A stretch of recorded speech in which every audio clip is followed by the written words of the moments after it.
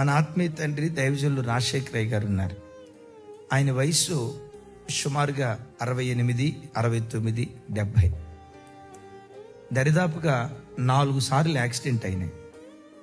ఆయన వెన్నుపూస 2 పర్యాయాలు ఇరిగిపోయింది. దరిదాపుగా 2 సంవత్సరాల పాటు మంచమేన అట్లాగే శవంలాగా ఇట్లా పడిపోయి ఉన్నాడు.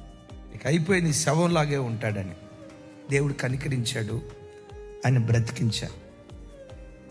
ఈ వయసులో కూడా ఆయన ఎంత కష్టపడతారో నోటి మాటలతో వివరించలేదు.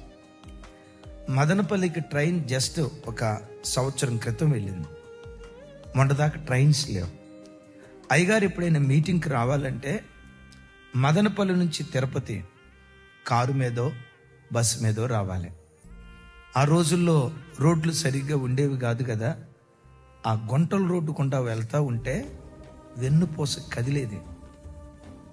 ప్రాణం వెలవెల్లాడే అంత బాధ. సుమారుగా 12 గంటలు 13 గంటలు ప్రయాణం.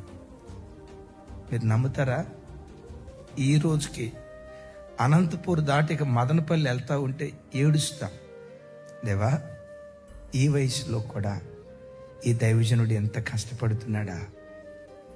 ఈ 3 గంటలు కొంచెం దూరం ప్రయాణం చేయటానికి నాకు విసుగు అనిపిస్తుంది. కారులో కూర్చున్న కారు అంతా కదుపుతూ ఉంటే అసలు ఎంత ఇబ్బంది అనిపిస్తుంది. ఎంత ఇబ్బంది అనుభవిస్తూ ఉంటాడా. ఈ మధ్య జాలిగామలో మన చర్చ్ డెడికేషన్ కదా, నేను ఫోన్ చేసి అయ్య గారికి, అయ్యా మిమ్మల్ని నేను ఇబ్బంది పెట్టాలనుకోవట్లా, రాలేనంటే మేమే ఏదో చేసుకుంటాం అయ్యా, మిమ్మల్ని ఇబ్బంది పెట్టకూడదు, కానీ మా సంతోషం మాత్రం మీరు వస్తేనే దానికి నిండుదనం ఉంటుంది, మీరు రావాలయ్యా. అయ్యగారు ఏమన్నారు తెలుసా? తమ్ముడు, ప్రాణం ఉన్నంత వరకు మీ దగ్గరకు వస్తా, ఊపిరి ఉన్నంత వరకు మీ దగ్గరకు వస్తా. మీ దగ్గరికే కాదు, నా ప్రభు నాకు అప్పగించిన ఈ కృపావార్త నిమిత్తం నా ప్రాణాన్ని నేను ప్రియంగా ఎంచుకోను. ఎందుకో తెలుసా? ఎంత ఎక్కువ కష్టపడతావో, ఎంత ఎక్కువ ప్రయాసపడతావో, ఎంత ఎక్కువ అంగలారుస్తావో ఈనాటి శ్రమ రేపు మహిమగా దేవుడు మారుస్తాడు. 70 సంవత్సరాల చిన్న జీవితానికి నువ్వు సుఖానికి అలవాటు పడితే ఇక్కడ రెస్ట్ తీసుకుంటే అక్కడ రోస్ట్ అయిపోతావు, ఇక్కడ రోస్ట్ అయితే అక్కడ రెస్ట్ తీసుకుంటావు.